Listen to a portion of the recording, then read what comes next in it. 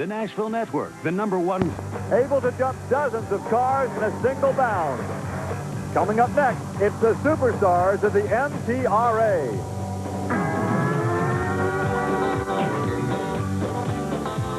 This is Kruncher Tractor Power, featuring the superstars of the 4-wheel and off-road Jamboree Nationals Monster Truck Challenge. Welcome to Kruncher Tractor Power on the Nashville Network. You're looking at the Ohio Village just outside Columbus. And from the pre-Civil War era, we fast forward across town to the Ohio State Fairgrounds, where chrome, candy apple, and plenty of horsepower are the order of the day at the 4-wheel and off-road Jamboree Spring Nationals. And with all the spit and polish, hi everybody, I'm Gary Lee. You know, monster truck racing is becoming a high-tech motorsport. There are racing teams now using computer technology. But there are other teams, as we say, still doing it the old-fashioned way. And here with more on that is Army Armstrong.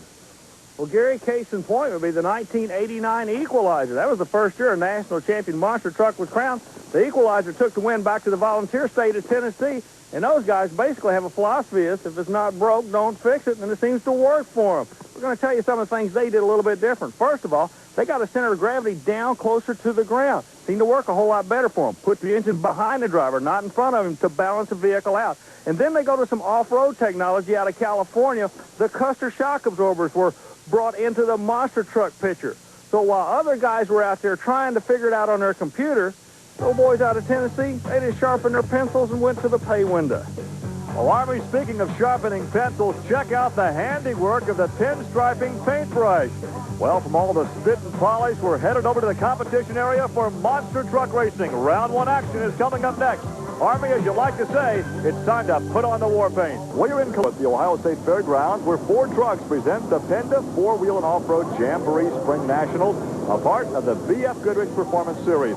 Gary Lee alongside Army Armstrong, and the Army, a good crowd on hand, being bathed in sunshine here this afternoon, as we're going to take a look at the run of the fast qualifier. This is a new Dodge truck, barefoot, driven by Fred SHAFER.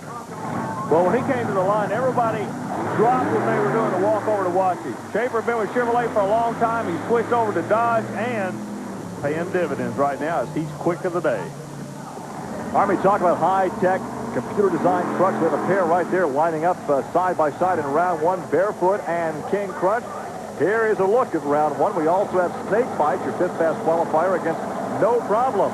Also, competition will include Taurus taking on the Gravedigger back on the series for the first time in a while. The Equalizer and Keystone Kruncher. Then it's will include Taurus taking on the Gravedigger back on the series for the first time in a while. The Equalizer and Keystone Kruncher. Then it's Nightmare against Tropical Thunder out of Florida. And Bigfoot, your 2nd fast qualifier, against Carolina Crusher. And there's a look once again at Fred SHAFER in Barefoot out of Pontoon Beach, Illinois. Well, he comes to this sport from drag racing. You can tell he was doing what we call dry hops back there. He has a 10,000-pound truck that he's yanking around. He's going up against this kid out of Texas.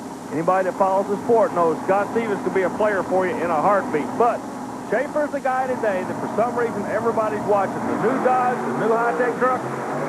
Wow, does he drill Scott Stevens. I don't think Scott was asleep at the start. I think there was a problem there with that King Crunch GMC, but boy, it was all Fred SHAFER. Wow, Scott was, it's almost like he didn't even see the light.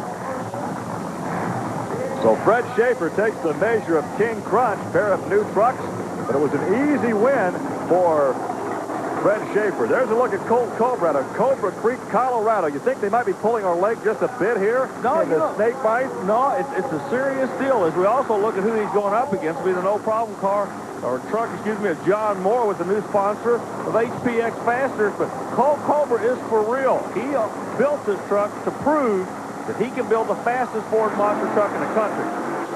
Well, it doesn't look like a Ford, but indeed it is, with that GTS fiberglass nose on that vehicle.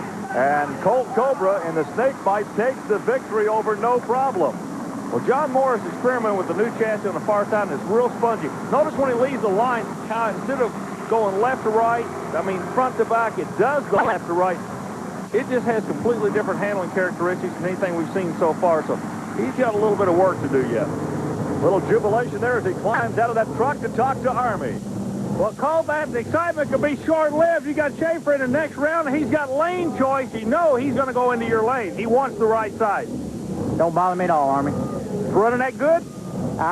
We're just holding back for him. We're waiting. We're going to put the Dodge in its place. You know, the Ford Brass Eagle snakebite here is running real good this weekend.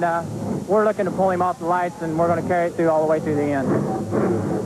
A brash Colt Cobra. Now, I tell you what, if you don't believe in yourself, you don't belong in a race car. I think, he just, if he can back it up, he's going to be a hero. This should be an interesting matchup. ELDON DEPEW in Taurus. He drives for his uncle, Jack Willman Sr., and there is a look at the Grave Digger, a 1950 Chevrolet panel truck.